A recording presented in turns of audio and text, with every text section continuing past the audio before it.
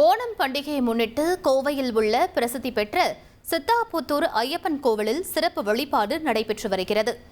இது பற்றிய மேலும் விவரங்களை எமது செய்தியாளர் கார்த்திக் வழங்கிட கேட்கலாம். கார்த்திக், இந்த கோவிலின் சிறப்புகள் என்னவாக இருக்கின்றன? இன்றைய தினம் ஓணம் பண்டிகையை முன்னிட்டு என்னென்ன சிறப்பு ஏற்பாடுகள் செய்யப்பட்டிருக்கு? சிறப்பு பூஜைகளும் செய்யப்பட்டு வருதா?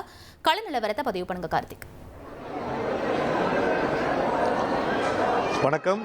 கோவை சித்தாபுத்தூர் ஐயப்பன் கோயிலில் நம்ம இருக்கோம். சித்தாபுத்தூர் ஐயப்பன் கோயில் பார்த்தீங்கன்னா சபரிமலையில் எப்படி ஐயப்பனுக்கு நடை திறந்து நடை அடைக்கப்பட்டு பூஜைகள் செய்யப்படுகிறதோ அதே போன்று இங்கே இருக்கக்கூடிய இந்த சித்தாபுத்தூர் ஐயப்பன் கோயிலையும் பார்த்தீங்கன்னா ஐயப்பன் கோயிலில் பூஜைகள் செய்யப்படும். அதே மாதிரி கேரளாவில் வரக்கூடிய விசேஷமான நாட்கள், ஓணம் பண்டிகையாக இருக்கட்டும், முக்கியமான விஷுவாக இருக்கட்டும், இது போன்ற பண்டிகைகள் இங்கும் கோலாகலமாக கொண்டாடப்படுவது வழக்கம். அப்படி இன்றைய தினம் பார்த்தீங்கன்னா ஓணம் பண்டிகை என்பதனால ஏராளமான மலையாள மொழி பேசக்கூடிய மக்கள் இங்கு சிறப்பு தரிசனம் செய்வதற்காக வந்திருக்காங்க. அப்படி நம்முடன் ஒரு பக்தர் இருக்காங்க, அவங்ககிட்ட கேட்போம். வணக்கம், உங்களுக்கு முதல்ல ஓணம் பண்டிகை வாழ்த்துக்கள். ஓணம்னா என்ன, எப்படி நீங்க கொண்டாடுவீங்க? நான் ஆக்சுவலா கேரளா தான் இருக்கேன், கோழிக்கோடு வடகரா. அங்கே எப்படின்னா ஃபர்ஸ்ட் முதல்ல எல்லாருக்கும் ஹாப்பி ஓணம்.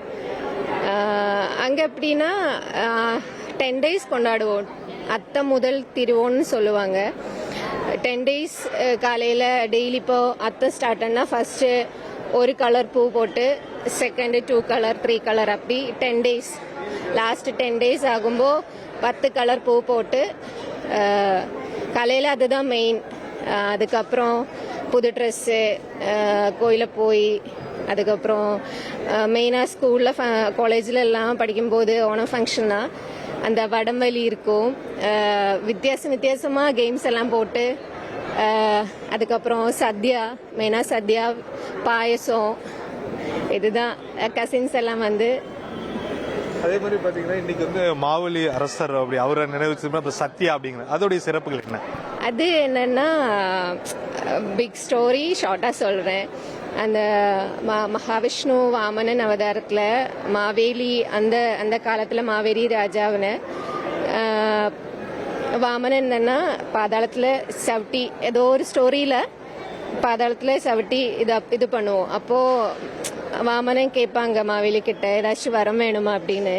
அப்போ மாவேலி சொல்லுவாங்க, இயர்லி ஒன்ஸ் எனக்கு கேரளா மக்களை பார்க்கணும்.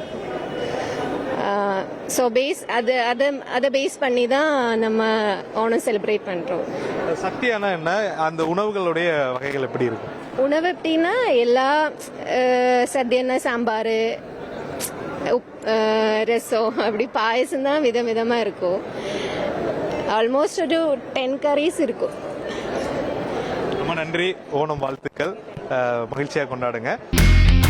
இனி செல்லும் இடமெல்லாம் செய்தி. தந்தை டிவியின் வாட்ஸ்அப் சேனலை ஃபாலோ பண்ணினா செல்ல இருக்கும் இடமெல்லாம் செய்தி. இதோ QR கோட், இப்பவே ஸ்கேன் பண்ணுங்க, ஃபாலோ பண்ணுங்க.